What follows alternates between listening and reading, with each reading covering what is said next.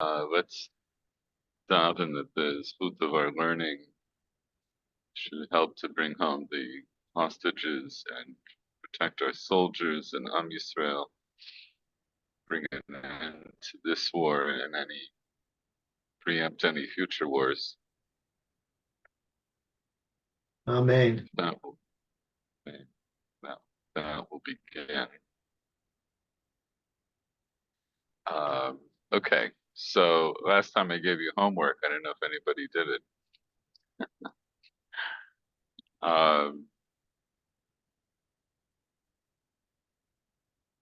Let's remind ourselves of what we were talking about.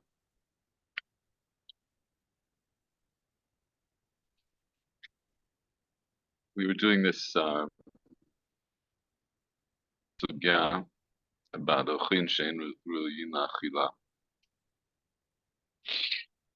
So the Gemara said, the Gemara quotes the Mishnah, ochin shein ruyin achila, and on this we have the comment of Rava, who says, "Kas pilpil biyom kippurei patur, kas zangvila biyom kippurei patur."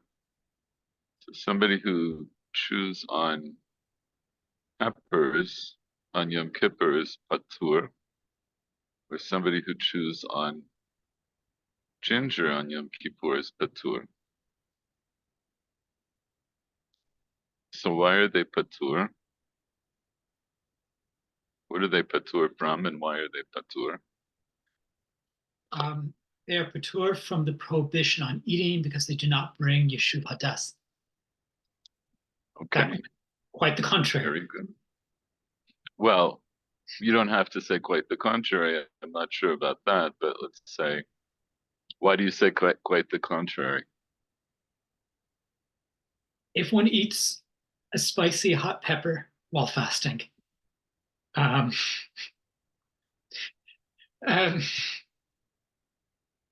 well, we determine, I mean, I'm not sure that you have to say it's hot pepper. I mean, pepper is hot on some level. But if you're chewing on if you're chewing on a black peppercorn, which might be what it's talking about, okay. Beseder, right? So Rashi says, like you said, kas pilpilin enze yishu hadat, shein ze derech achilato. This is not the way that it is eaten, because usually we eat it as a spice. So then we had a challenge to Rava from this brisa.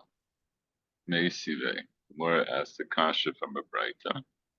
Rabbi Meir Omer mimashu shnemar va'araltem olato et piryo en yudea sheitz machalhu.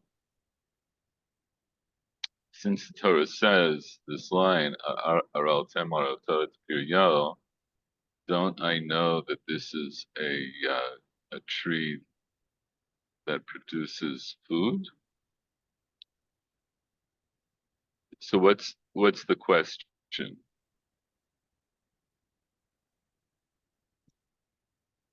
What's this pasuk of aral temar olato et piryo? Basically, one waits 3 years until one can eat it, or 3 years after planting until one can eat it. And if this supplies, say, a pepper tree, then wouldn't we think that that's food, and therefore wouldn't we think that the prohibition on eating would apply to it? Okay, so you're saying a lot just from the first line, but let's understand the first line. What's the question? What's the Braita asking about this pasuk? You're already giving me the conclusion of the Braita, but what's the question here? If this isn't food, wouldn't why does the prohibition on eating aral apply to it? Not exactly. Yes. Okay. Not exactly. What was the pasuk? We have it down here. V'kitavo el haaretz v'natatem kol eitz machal v'araltem aralato et piryo shalosh shanim yeh lachem arelim lo yachel. So what's the problem with the pasuk that's being challenged here? The phrase, Mashma, go ahead. the phrase Eitz Ma'achel is superfluous because you can learn that from the Eitz Perio. Very good.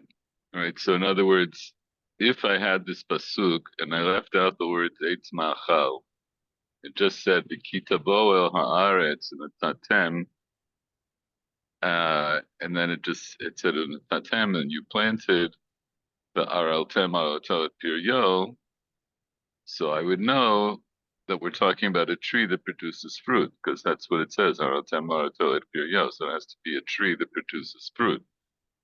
So then, in that case, eitz machal is superfluous, because I already know it from this part of the pasuk, right? Don't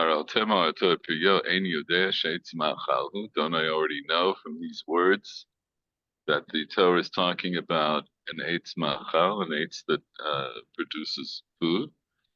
Ela ma Talmud lomar eitz machal. So then, why does the Torah say eitz machal? Right, to answer is eitz shetam eitzo upiryo shabeh. Tells me that this comes to include a tree that the taste of its wood is the same as the taste of its fruit. How do we learn it from those words eitz machal? That this is talking about an eitz shetam piryo shaveh. How do we get that from those words? You can read it literally as it's a tree that you eat. Very good. In other words, now I understand eitz machal means not an eitz that produces fruit, because I know that it produces fruit from the words at piryo. So must mean it's telling me something. It comes to include another kind of eitz. It's an eitz ma'achal. It's an eitz that has the same taste in its tree as its fruit. So then what would that be? Haviomer is a pilpilin. So then what does it specifically come to include? So I could say it comes to include peppers, which fits into this category of an eitz that its fruit, the pilpel, is going to be the same as its as the wood of the fruit. Now I haven't tested this myself, but let's go with it. So then what would be the upshot? What would be the halachic nafkamina that I would get from the pasuk? That would tell me now that pilpelin are included in this pasuk, and they are chayav be'orla. And Rashi says shapilpilin chayivin be'orla min ilanhu. In other words, now it's going to tell me that a pepper tree, which is really more of a bush, but for this purpose of orla, it's going to be considered a tree. And it also tells me, "Vein Eretz Yisrael chasera klum." Eretz Yisrael is not missing anything. Shnamar lo techsar kol ba.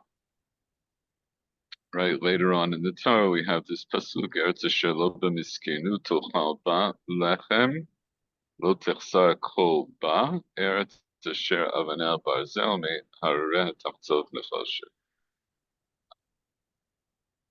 Tells me that Israel, the land of Israel, is not missing anything, that it comes to include even this kind of fruit where the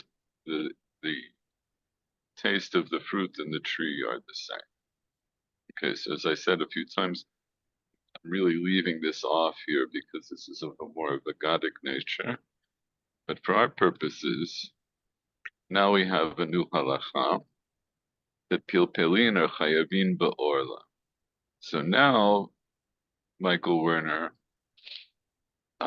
you can say what you said. So now what's my conclusion about pilpilin in terms of them being ma'achal? What do I know now about pilpilin? They are food. That they are food. And so now why is this a kasha on Rava? As Rava was saying that it isn't food, at least for the purposes of of the prohibition on eating of Yom Kippur. Okay. Yes, thank you for adding that. In other words, so it could be that it's food, but it's not going to be ochlin that are ru'uyin la'achila. That's what Rava is implying when he says that if you chew on these pilpilin on Yom Kippur, you're going to be patur. So now the question is, why should you be patur? After all, I learned from this Braita that pilpilin come under the category of orla. Orla is only applicable to trees that produce edible fruit. Your implication, Rava, is that pilpilin are not edible fruit. So the Gemara answered, Lo kasha kan haberutifta v'habia beshta. So it's not a kasha, it's not a contradiction, because this one is talking about moist and this one is talking about dry. So which is which? Who's talking about retifta and who's talking about yabeshta? The prohibition on orla applies to the fresh or moist, and Rava is speaking of dried peppercorns or dried pepper in one form or another. Okay, very good. So haberitifta, Rashi says chazi l'machal. When they're moist, in other words, when they are not yet dried, then they are fit for eating. That is, you could eat them straight. You could eat them as fruit from the tree. So far so good. So now I've made this distinction between dried peppercorn and moist peppercorn. Rava also talked about ginger. Ginger, he just said that if you chew on ginger on Yom Kippur, you're patur. So now I have the next statement. Amar le Ravina l'Maramekmar, v'ha'amar Rav Nachman ha'ehimota da'ati mibei hinduai sharia. He says, but look, this himota that comes from the land of Hindus is permitted.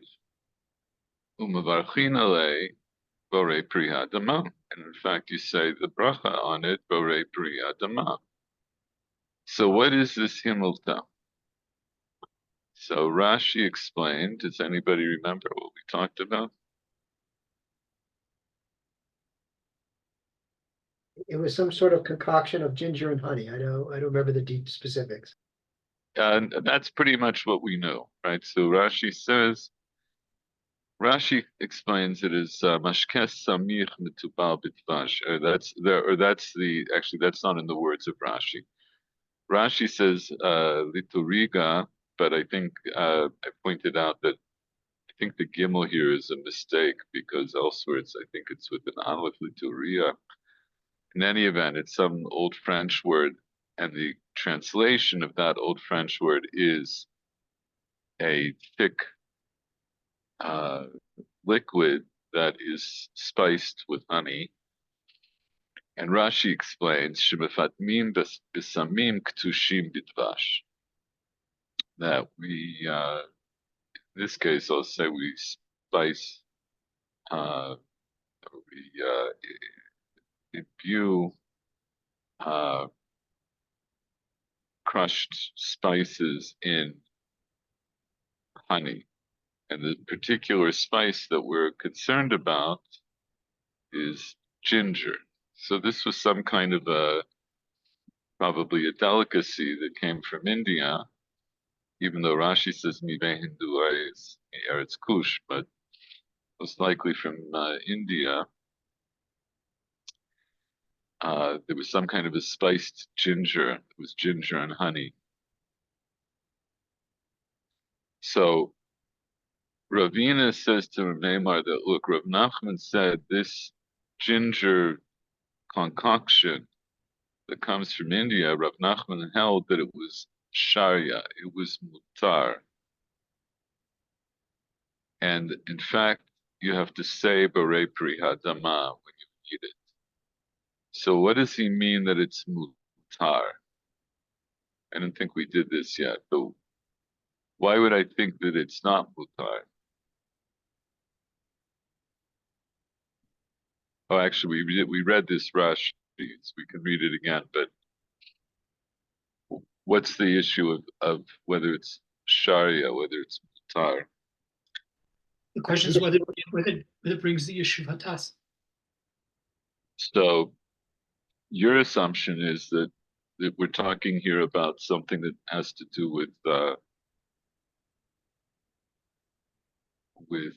Yom Kippur, Fair enough. right? But is that what Rav Nachman was talking about? Because then, according to him, if that would be true, he's saying that you would be allowed to eat this himilta on Yom Kippur. So is that what we think he means?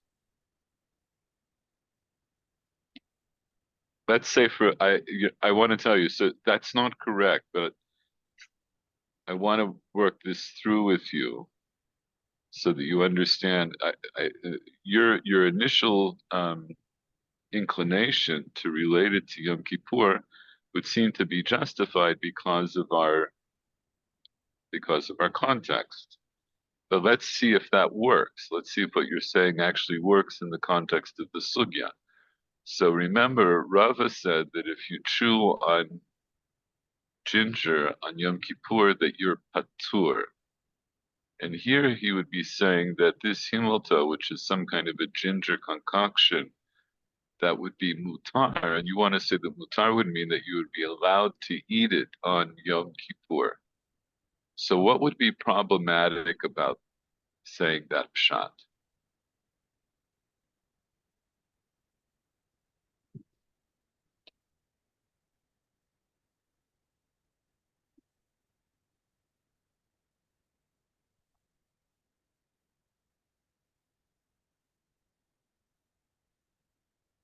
I can think of at least two problems.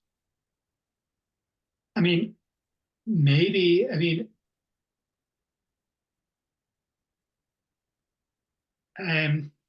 first of all, it already would seem to be included in Rava's statement. So I mean, if it's like he would maybe no, so there's no need to make the statement. No, I'm going off on a. No. So wait, let's take that a little bit further. According to Rava, one would be allowed to chew on ginger on Yom Kippur. And now, if what you're saying is correct, so it means that Rav Nachman said you're allowed to eat, that you're allowed. Actually, wait, what did I just say? Rava says not that Rava doesn't say you're allowed to eat ginger on Yom Kippur. He says if you eat it, hold on. If you eat the ginger on Yom Kippur, that you're patur. And Rav Nachman would be saying that if you eat it on Yom Kippur, and remember, this isn't just ginger, this is ginger mixed with honey. He's saying you're allowed to eat ginger with honey on Yom Kippur. So does that make sense? This probably is not relevant, but honey mixed with spices, at least in Ayurveda, is consumed as medicine. So like base way to make space is like it's basic gives it base like release it into the body like miyad. I don't think that's what Hazal have in mind at all. But so whether it's, in other words, whether this, first of all, what you say is true but it's also true that if you mix spices with honey, that people also eat that as a delicacy. You can today you can go and get like make with sugar. You can get sugared ginger that people just eat as as like a delicacy. So the point is, there's two things. So one of them is, it doesn't seem right that there would be a heter to eat something on Yom Kippur, because even the Mishnah that we're talking about, "Acha ochlin she'en ru'uyin la'achila," is patur. If you eat ochlin that are not ra'ui, you're patur. But nobody says you're allowed to eat ochlin she'en not ra'ui. Second of all, the himmelta that we're talking about is something that people ate. So clearly it's something that, in other words, it was something people imported, presumably to eat. So no, it doesn't make sense that we're talking about this in terms of it being something that you're allowed to eat on Yom Kippur. How could it be that you're allowed to eat food that's ra'ui la'achila on Yom Kippur? So that's not what Rav Nachman is talking about. So what does Rav Nachman mean? So we'll go back and we'll ask our question. Rav Nachman says this himmelta that comes from Duai is mutar. So it's mutar, meaning that yesh shum havamina. There's some reason for me to believe that it's asur. So mutar meaning what? That it would be mutar. For what purpose am I saying it's mutar? So, in other words, we rejected the idea that we're saying it's mutar to eat it on Yom Kippur. So, what does Rav Nachman mean when he says it's mutar? Just to eat stam. To eat stam, that you're allowed. In other words, it's kosher. It's something that you're allowed to eat. It's a simple psak. He's saying this himmelta is something that you are allowed to eat. And not only you're allowed to eat it, but so you have to make a blessing on it. So the blessing you make on it is going to be Borei Pri Ha'adama. Okay, so now the question is, why do I need Rav Nachman to tell me that it's mutar to eat? Why would I think that it's not mutar to eat? That I need a psak to tell me that it is mutar?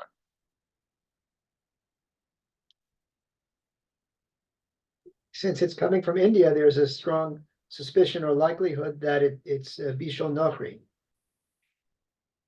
Okay, this is what Rashi says. Rashi brings up two problems. He says, Sharia ve'ein bo mishum bishulei nachrim.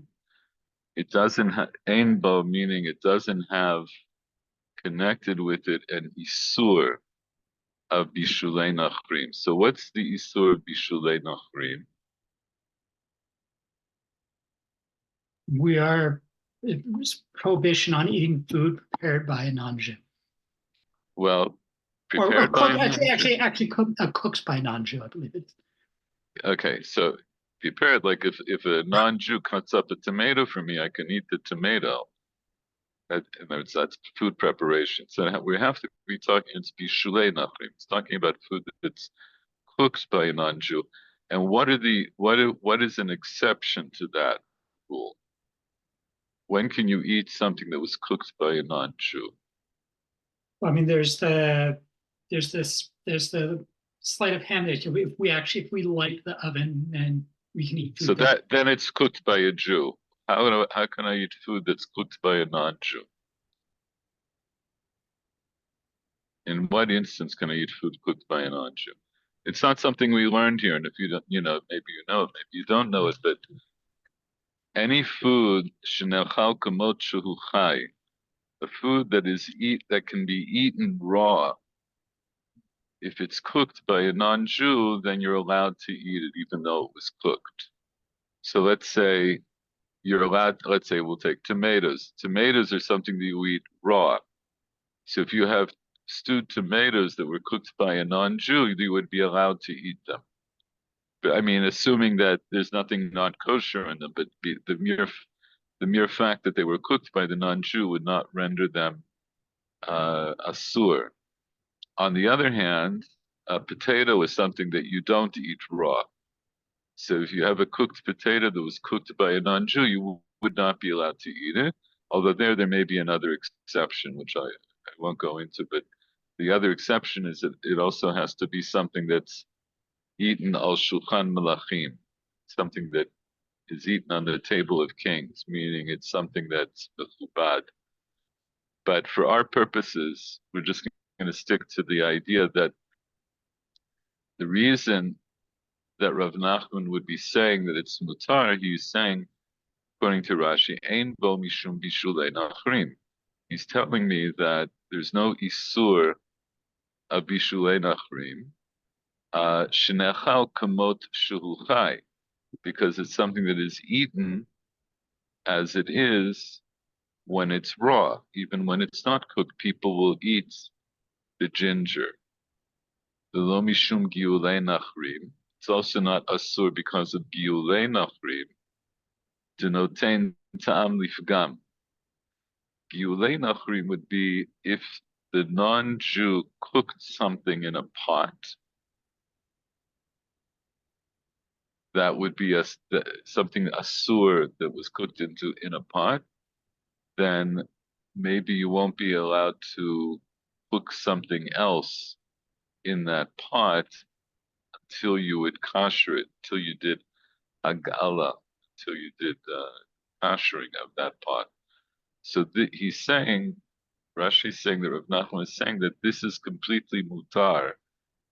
That is, there's no chashash of bishulei nachrim, since I can eat this as it's raw, or from giulei nachrim, even if I'm worried that he cooked it in a pot that had something else in it that wasn't kosher, because whatever else was in the pot would be notein ta'am lifgam. We're not going to go into all these dinim today, but the idea of notein ta'am lifgam is that if there's something that's asur, a foodstuff that's asur that had been cooked into a pot, and then you cook something else in that pot, the default assumption is going to be that the taste that will be imparted from whatever was asur, it imparts a taste that's to the detriment of whatever you're cooking. That's notein tam lifgam. And notein tam lifgam b'diavad is not asur. So I'm going to bracket that part again. Just it's important, but it's not vital for what we need to know. So what's the point then of Rav Nachman's statement? Rashi says, "Umita ka'amar ein bo mishum bishulei nachrim." Since we would say about Rav Nachman, what he means is this himilta is mutar, and there's no isur of bishulei nachrim. Shma mina, then I learned from that, derech achilato kishu chai.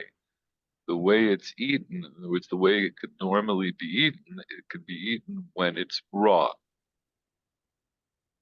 So, what did we say? The himilta is made up of ginger and honey, presumably some other things maybe, but the main ingredients is, let's say, ginger and honey. And Rav Nachman is saying that this himilta is kosher. You're allowed to eat it because even though it was cooked by a non-Jew, you can eat the ginger while it is raw. Before it's cooked, you can eat it. So so Rava says this to Meremar. He says, V'ha amar. In other words, I know that Ravina is bringing the statement of Rav Nachman as a kasha. How do I know it's a kasha? Because if No, just a simple, it's a word thing. How do I know from the words that this is going to be a kasha? The ha'amar. The ha'amar. Behold, Rav Nachman said. In other words, that's the introduction to a kasha. So, just to go back a second, in other words, if it had been that Rav Nachman had been saying that you're allowed to eat this on Yom Kippur, that wouldn't have been a kasha. You might say that that would have been supportive of Rava. But Hama Rav Nachman tells me that Ravina is asking a kasha from Rav Nachman. Here, behold, Rav Nachman said something in contradiction to what we learned earlier. So what did we learn earlier? That Rava says if you chew on ginger on Yom Kippur, that you're patur. Why did Rava say that if you chew on ginger on Yom Kippur that you're patur? It's not considered food. It's not. It's not considered food. Lo ra'eh le'achila. So so more meduyak. It's food that's not fit for eating, right? And so and like we said earlier, so it doesn't give you shuhadat. So now, what is Rav Nachman telling me about ginger? It seems that it would be a rui and an achila. How do I know that it's ra'ui la'achila? Because if we're not rui la'achila, then this preparation ginger and honey, or then the prohibition of bishul akum would apply to this mixture of ginger and honey. Very good.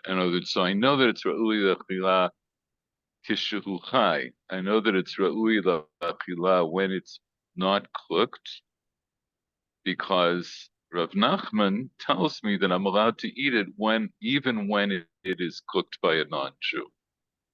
So now that I know that Rav Nachman holds that ginger is something that is ne'achal kamot shehu chai, something that can be eaten, that's, in other words, it's fit for food when it's raw. So how is that a kasha on Rava?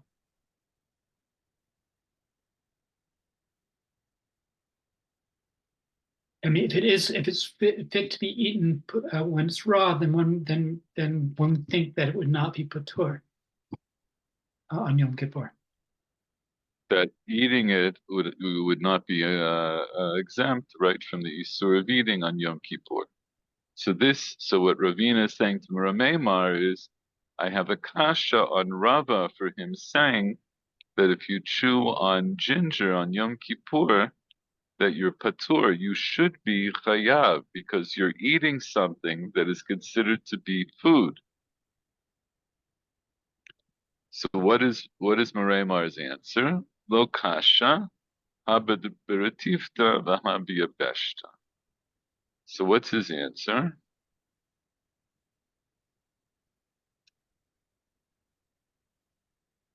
That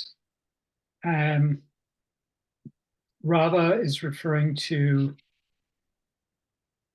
dried ginger, and is he referring to dried ginger? Actually, I'm not sure which is which. Actually, now that I think about it. Think about it.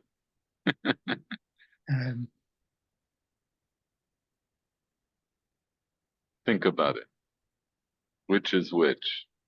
What is Rava referring to, and what is Rav Nachman referring to? Actually, I would. Oh, actually, One of them is Oh, Ra'ui okay, La'achila okay. Kishuchai. One of them is not Ra'ui La'achila Kishuchai. Okay, so it'd be then. So Rav Nachman is referring to fresh, and Rav is referring to dry. Very good. That's all. That's it. That's all.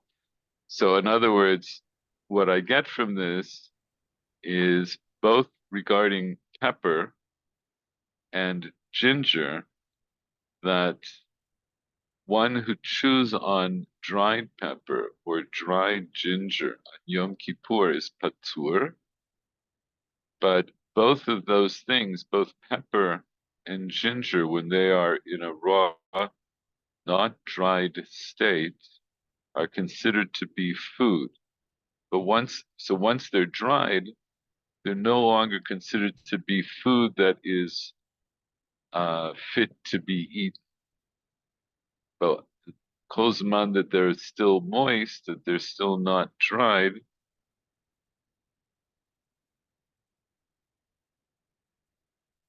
then they are both food that's fit to be eaten. So that's what we got out of this. Last week we also looked at some other sources and they pointed out. So in other words, we see how these sources also have implications now for other areas of halacha. For example, we see now that this is also going to be relevant, their status is going to be relevant vis-a-vis Orla. I learned from this sugya that pepper falls in, a pepper bush is considered to be a tree for the purposes of Orla, that its fruit is going to be asur for the first 3 years. And I also learned about ginger, that the bracha that I say on it is Borei Pri Hadama. And when will I say that bracha? I'm going to say that when it's not dried ginger, because if it's dried ginger, it's not food that's fit to be eaten. So food that's not fit to be eaten, one does not say a bracha on, even if one consumes it. So we have implications both for Hilchot Brachot and Hilchot Orla. There are other implications as well, which we will not get into. But if you look at Tosos on this page, there's a long Tosos that relates this to some other issues, and we're going to leave it because it's not so relevant for Yom Kippur. But now I know that in addition to those categories, it's also relevant to the issue of eating on Yom Kippur. Now we're going to go into another case. There's a Braita continues. Tanu Rabbanan, Achal alei kanim patur, lulavei gfanim chayav. If one eats leaves or a reed, then you are patur.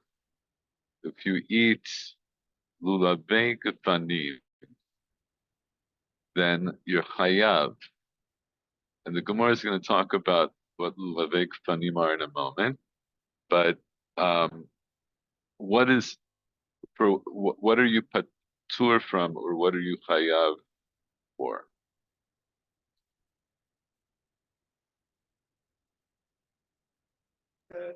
If you were to eat them on Yom Kippur, you would be chayav to bring a korban or karas, depending on the situation, or patur.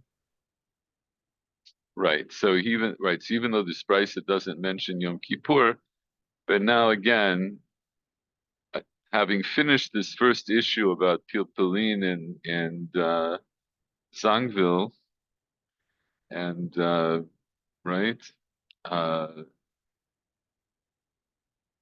having finished that, we're going to go back to other examples of foods or things that are food adjacent, and they're din on Yom Kippur. So here it tells me that if I eat leaves of, see, even if you eat achal alei kanim, meaning achal alei kanim b'yom kippurim, patur, then you would be patur from any punishment dioraita.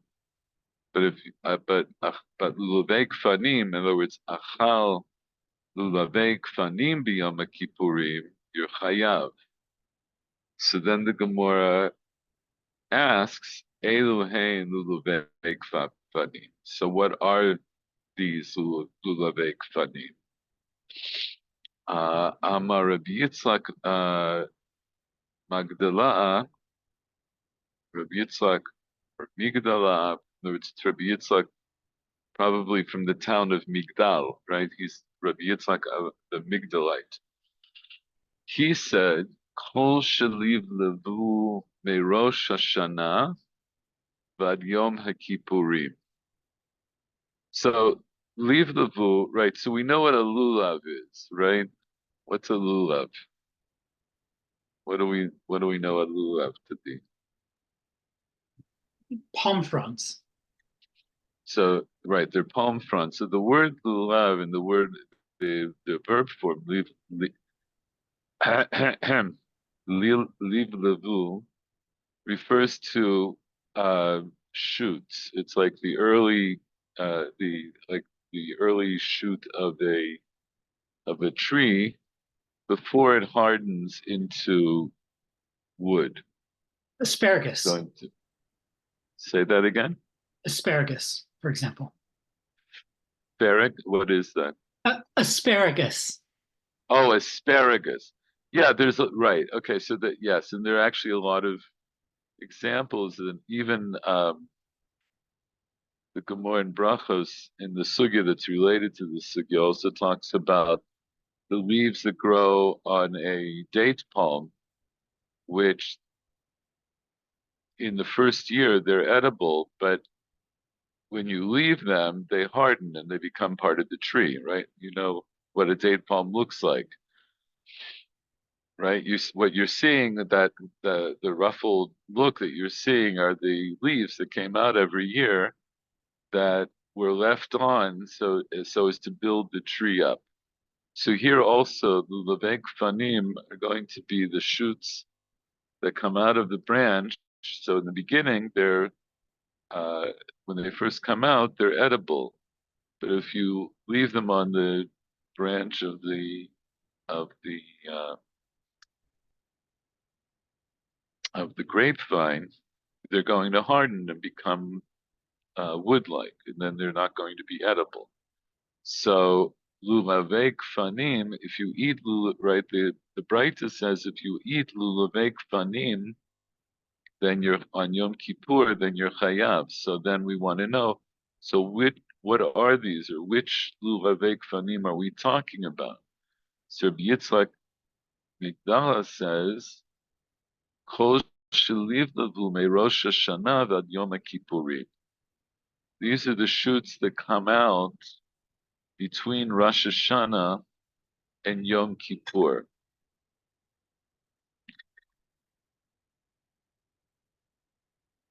Rav Kahana Amar Kol Shloshim Yom. Rav Kahana says for all of 30 days. So okay. So Rabbi Yitzchak says from Rosh Hashanah to Yom Kippur, meaning what?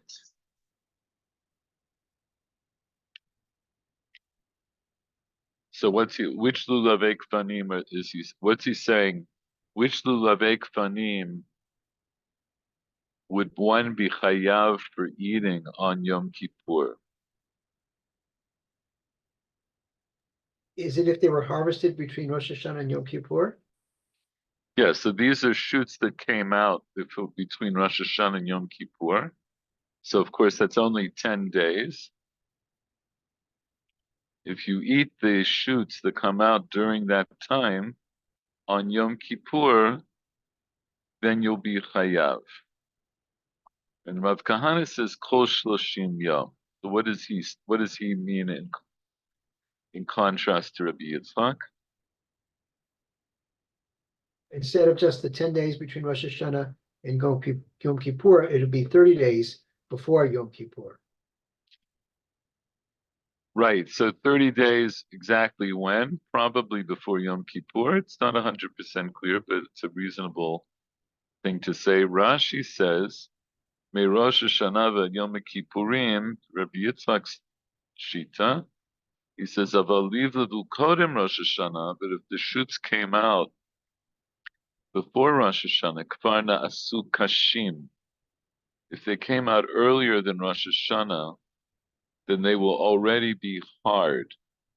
The eitz ba'almaninu. then they'll just be wood. And therefore what? If you ate them on Yom Kippur, you would be patur. The reason, right? So in other words, why are we talking about Rosh Hashanah and Yom Kippur as being the time here for the lulavei kfanim?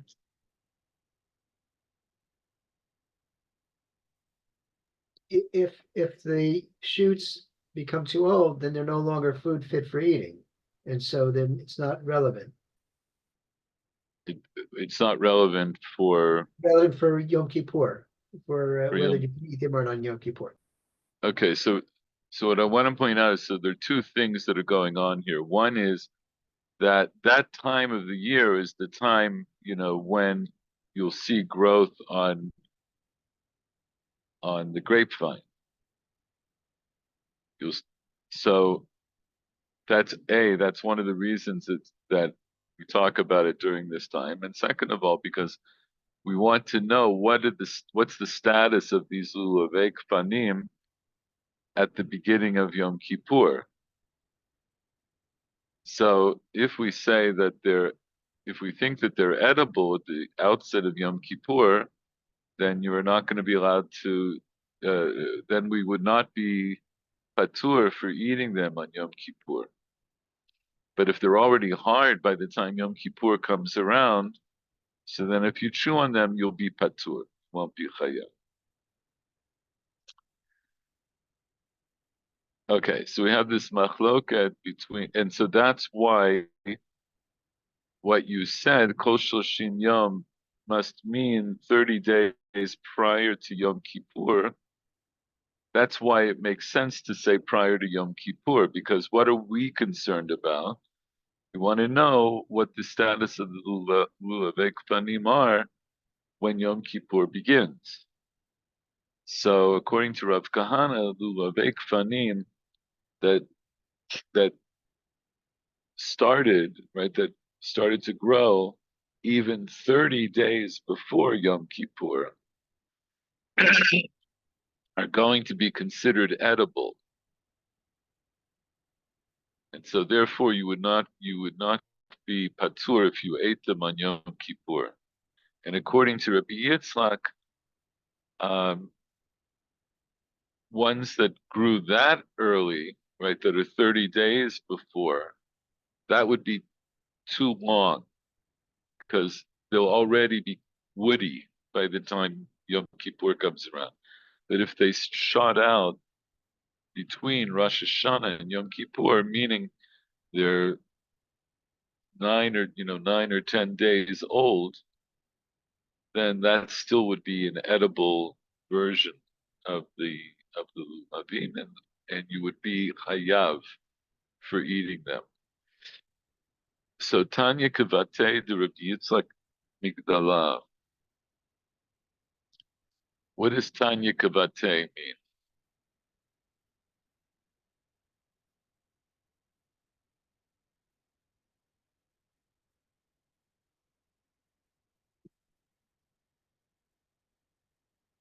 It follows logically from something that he had taught in another place or taught previously. What does Tanya mean? Taught in a Braita. Tanya means we learn in a Braita, and Kivate just means like him. We learn in a Braita like him, like Rabbi Yitzchak Migdala. So it means I'm going to bring a Braita in support of what Rabbi Yitzchak said. So what does the Braita say?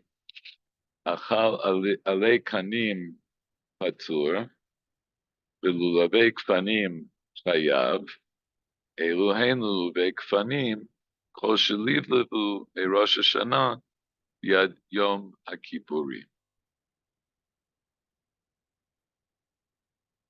That's the end of the Braita.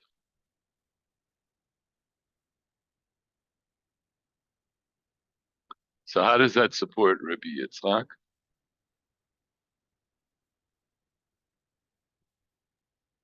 it just confirms what he says. Yeah, it's actually it's almost verbatim what he said, right? He said, Kol Shalivim Rosh Hashanah B'Yad Yom Kippurim, and the Braita says, Kol Eluhen Lovek Fanim Kol Shalivim Rosh Hashanah Yom Kippurim. So when the Gemara says that, it's pointing to the fact that the Gemara, since the Gemara found a support for Rabbi Yitzchak in a Braita, that will be a reason for me to say that halacha is like Rabbi Yitzchak. I didn't find a support for Rav Kahana. It's interesting to note that the Gemara here could have brought this Braita as a kasha on Rav Kahana. It could have said, Rav Kahana said, Kol Shoshim Yom, and I could say, Bahatanya, right, etc., Kol Shalivavu Me Rosh Hashanah Yom Kippurim.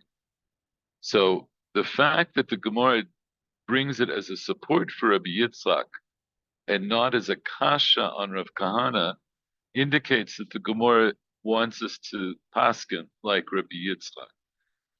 Sometimes when the Gemara asks a kasha on an Amora, and maybe even keeps asking kashas from various sources, each one is getting, and then let's say there's a teirutz for each of them, there's an answer for each of them. It's an indication that the Gemara wants to paskin like that Amora.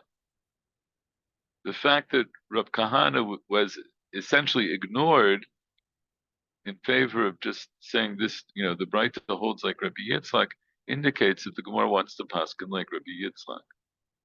Something to pay attention to as you learn Gemara. So then, the way I broke this up in my little thing here, the next line, Shatat Sira Omurias Patur, I assume that that's part of the same Braita. I didn't research this more, but it could be that this is just a continuation of the same Braita, or it could be that it's a separate Braita. Because now we're going to shift from talking about food for which one is patur for eating on Yom Kippur. We're going to talk about liquids for which one is patur for drinking on Yom Kippur. So in any event, we have a Braita that says, actually, as I think about this, I think I made a mistake. Because what did we say?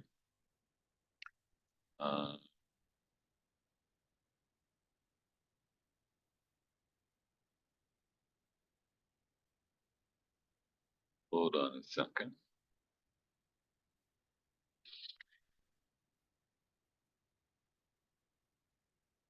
You'll forgive me because I'm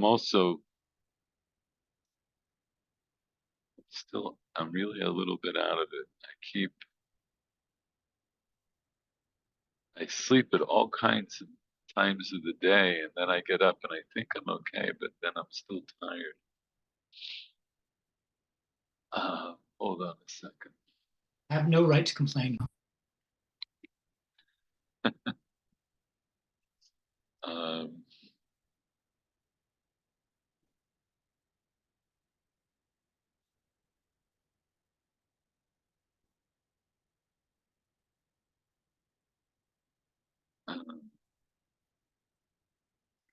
We have this in a Mishnah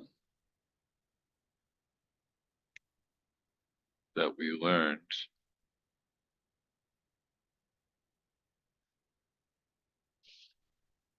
This is Mishnah Gimel from Perek Shmini, which it says, "Achal v'shata behelim echad einu chayav el chatat echad, achal v'asa b'lachav chayav shtei chataot."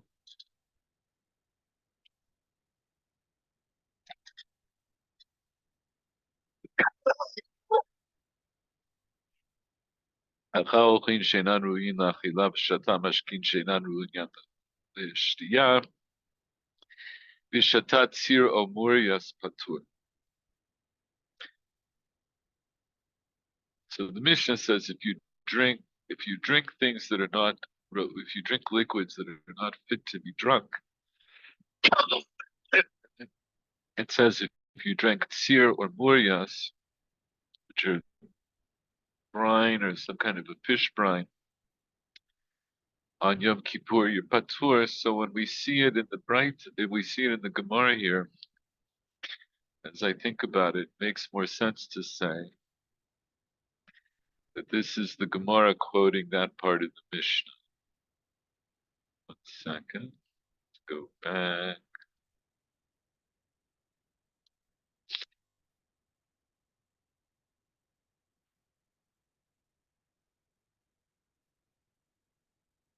Okay.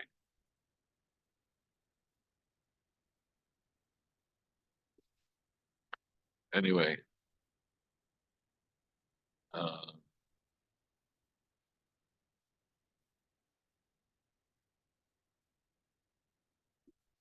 yeah, sorry about that. Just a second.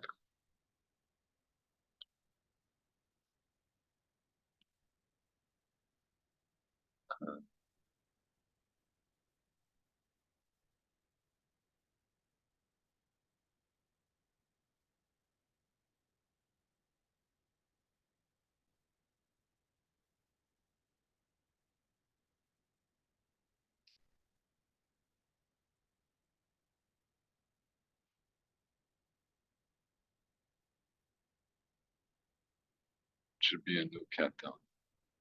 So this is from, this is presumably it's just from the Mishnah. Shatatzir Omuryas Patur. So the Gemara says on this interesting comment, Ha-chometz chayav.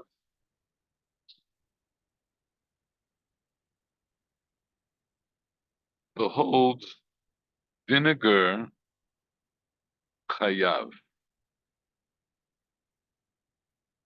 What does the Gemara mean here? Ha-chometz chayav. What's the Gemara doing?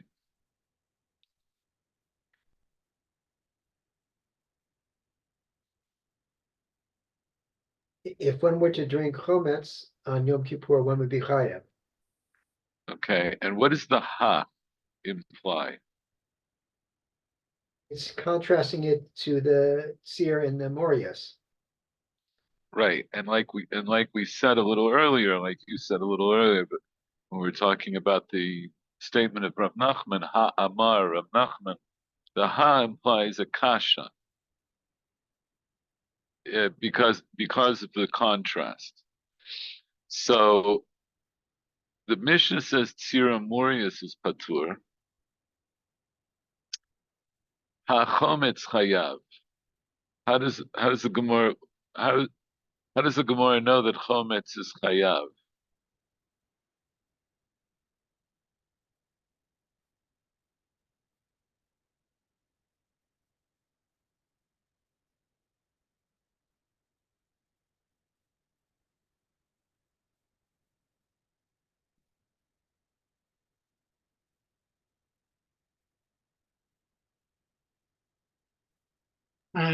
It's something that one would eat stum. I'm not sure what you're saying. Something that one would eat on its own. Yeah. So, but how does the Gemara know that you'll be chayav based on? In other words, what did we just say? The Mishnah says shatat tzira murius patur, and then the Gemara says ha chometz chayav. So the ha means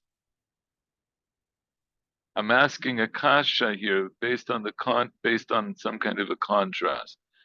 The ha implies that I'm learning something from this Mishnah. So the Mishnah just says tzir or murias is patur. Ha chometz chayav is my diuk. It's what I'm learning out by implication. That's the point. I'm learning it out by implication. How is it implied that chometz is chayav? Because it's not included in that opening section. It would be tzir or morias or chometz patur. Right. In other words, it's a simple thing. And notwithstanding that Michael Werner, what you said is true, but I don't learn it, and it's going to be very relevant what you said, and you'll see in a moment. But what the Gemara is doing is it's trying to say, look, the Mishnah lists Sir and Murias. The fact that they don't list Chometz implies that it's not in the list. So remember, when we looked at the Mishnah, we discussed this a little bit at the time that we actually learned the Mishnah. Let me go back. See, what's interesting about the Mishnah, when the Mishnah talks about Ochin Shenan Ruin La'achila, just that's all it says. Ochin Shenan Ruin La'achila, and then the Patur will come at the end of the sentence. It doesn't list particular foods that fall into this category. Then it says Shata Mashkin Shenan Ruin L'Shtiyah, which should just be a general rule. But then it goes on to list the Shatat Tzira Omuriyas. Presumably, and the bit is a little bit difficult. It should have, because it sounds like in addition to Mashkin Shenan Ru'uyin L'Shtiyah, in addition to that, if you drank Tzir or Murias, but Tzir or Murias are presumably Mashkin Shenan Ru'uyin L'Shtiyah. So the Mishnah is adding on something about particular liquids that for which one is patur for drinking on Yom Kippur. With Ochin, it doesn't mention anything in particular. So why is it mentioning Tzir or Murius in particular?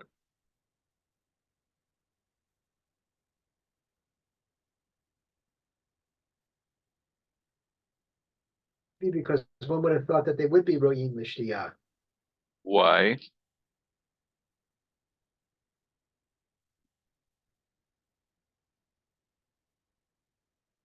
That's a completely reasonable thing you're saying, but why would I think so?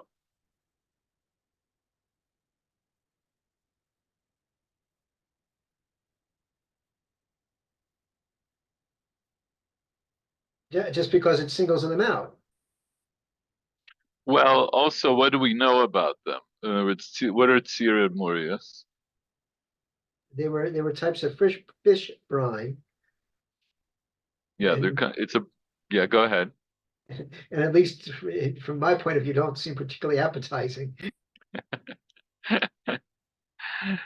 That's true, but um, but there are things that you actually eat, right? The Tiferes Yisrael says, "Tzir hainu mayim hayotzimi dagim meluchim." Tzir, he says, is the water, it's the liquid that comes out of salted fish. So it's a kind of a fish brine. And Murias hainu shumana yotzimi dagim meluchim. It's the fatty stuff that comes out of salted fish.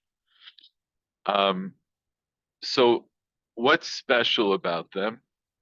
I do eat them. On a regular day, I eat them.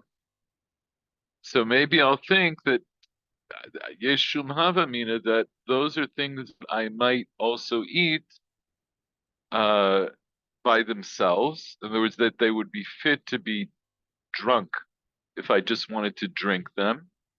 By the way, this is completely parenthetical, but I know somebody who likes to eat drink pickle juice on its own, right? So yesh kol minei, right? There's all kinds of people, but pickle juice would also be a similar thing. There was the pickle juice. Of course, you consume it when you eat pickles, but you don't usually pour it and drink it as a separate drink. So that's the chidush here. It's supposed to be a sovereign hangover remedy. Oh, really? Ah! Since you say it's supposed to be, I assume that you don't know this from personal experience. I'm altogether too pure. Okay, very good. So we have these instances by Tzir and Murias that the Mishnah goes out of its way to tell me that if you drink those things by themselves on Yom Kippur, that you will be patur. And presumably the reason the Mishnah is telling me is because of what we just said. That is, those are things that are considered to be edible. You consume them when you eat the fish. So, but if you drink them by themselves, you're patur. So now maybe you understand a little bit better the diuk of the Gemara. So the Gemara is saying, oh, look, if you're already including things that I consume with food, liquids that I consume with food, that if I drink them by themselves, that I'm patur, then I should have also included chometz, right? Vinegar is very common. It's dafka a very common thing. I eat a lot of food that has vinegar. So why didn't the Mishnah include chometz? So presumably, ha-chometz chayav. The fact that chometz was left out of the Mishnah implies that if I drink chometz on Yom Kippur, that I will be chayav. So let's say that's true. Then the Gemara says, masnisin mani. So our Mishnah, whom? Who? Who is our Mishnah? Meaning what? Who's teaching it? Who's teaching it? In other words, who authored this Mishnah? Rebbe. So our Mishnah is Rebbe. How do I know that Rebbe authored this Mishnah? Ditanya, because we learn in a Braita, Rebbe Omer, Chometz meshivet nefesh. Vinegar puts the soul at ease, puts the soul at rest. Okay? So what is Rebbe saying? Why is it important for our discussion here on Yom Kippur? That is the definition of prohibited food for Yom Kippur, on Yom Kippur. Say a whole sentence. It's a bit of a challenge right now. No, So not too much of a challenge. so the one is chayav for eating if it brings yeshuv hadas. Okay. And so what's Rebbe saying? That drinking, actually, I believe I was fading at that point, but drinking vinegar brings yeshuv hadas. Therefore, we would think that it would be prohibited on Yom Kippur. And therefore, what? And therefore, that's why I'm going to say that our Mishnah that just says Shatatzir or Murias Patur, but leaves out Chometz, that our Mishnah that leaves out Chometz must have been authored by Rebbe. And the reason he left out Chometz is because presumably Rebbe is going to hold that if you drink vinegar on Yom Kippur, you'll be chayav. And that's the diuk that that was the diuk that I made from the Mishnah. So let's just read it again. The Mishnah says, Shatat sir o murias patur. And the Gemara makes a diuk. Hachometz chayav. The Mishnah left out chometz, presumably because if you drink chometz on Yom Kippur, you'll be chayav. But nitin money. Who said our Mishnah? Who would say a Mishnah purposely leaving out chometz so that I would understand that if you drink chometz on Yom Kippur, you'll be chayav? Rebbe. Our Mishnah would be according to Rebbe. The Tanya, Rebbe Omer, chometz meshivet nefesh. Because I see that Rebbe elsewhere says that chometz is meshiv nefesh, and so drinking, and the implication would be under any circumstances, including if you drink chometz, it's going to be meshiv nefesh. And then I'll say, so Rebbe authored our Mishnah that said shatat sira murias patur, and he purposely left out chometz because if you drink chometz on Yom Kippur, you'll be hayav. Okay? So far, so good. We're not going to finish tonight, but I'm going to read. We're almost finished with this sugya, but because it's late, I don't want to go through the whole next part, but I want to do it next time. Let's just read the next part, and then we'll discuss it next time. So, Darash Rav Gidel Bar Menashe Bire Dinaresh. Rav Gidel Bar Menashe from Bire Dinaresh, which was some place, presumably in Bavel, Darash. Darash means that he was like giving a drasha. He was giving a drasha of halacha. In other words, he stood up in giving a shir, and in his shir he said the following: Ein halacha karebi. Halacha is not like Rebbe. And in the context, we'll understand Ein halacha karebi meaning what? What does he mean that what halacha is not like Rebbe? Drinking chametz is someone who drinks chametz on Yom Kippur is chayav.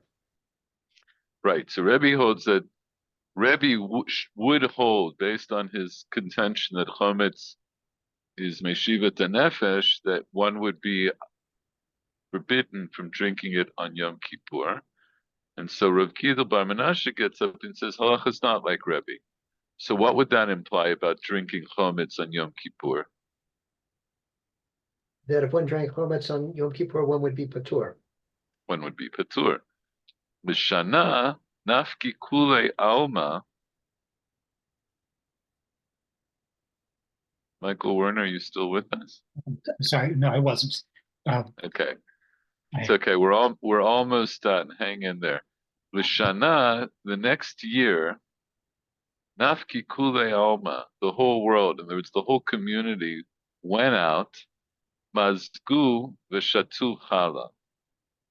They limzog in modern Hebrew just means to pour, but what limzog, I think we've discussed this. Limzog in Mishnah means what? To mix Mishnah mix or dilute the wine. Right. So it's usually used in context of wine. It means you're adding water to the wine. And here, mazgu v'shatu chala. Chala is Aramaic for chometz. It's vinegar. People added water to vinegar and drank it. And when are we talking about? When would they have drunk it? On Yom Kippur. On Yom Kippur. Shamar Rav Gidel v'ikpid. Rav Gidel heard that people did this, and he was makpid. Amar, he said, Amar da amri ana diavad. So he says, say that I said, one could say that I said what I said, b'diavad, de facto, l'chadchila mi amri, but l'chadchila, does one say that? Ema damar ana purta. One could say that what I said is about a little. Tuva mi amri, a lot, would one say. Ema damri ana chai. Say maybe what I said, or say what I said is about raw. Mazug mi amri, but if it's mixed with water, would one say? Okay, so we're going to examine this statement a little bit closer next time, but we're going to stop here. And again, I invite you all to read through this yourself to understand what Rav Gidel is saying, so you'll be well prepared for next time. And then we'll continue.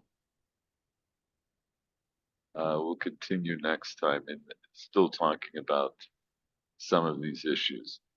But that's it for tonight. Thank you, everybody. Any last questions or comments? Thank you for pushing through. And Bezrat Hashem, see you next week. Thank you. Bye. Bye-bye.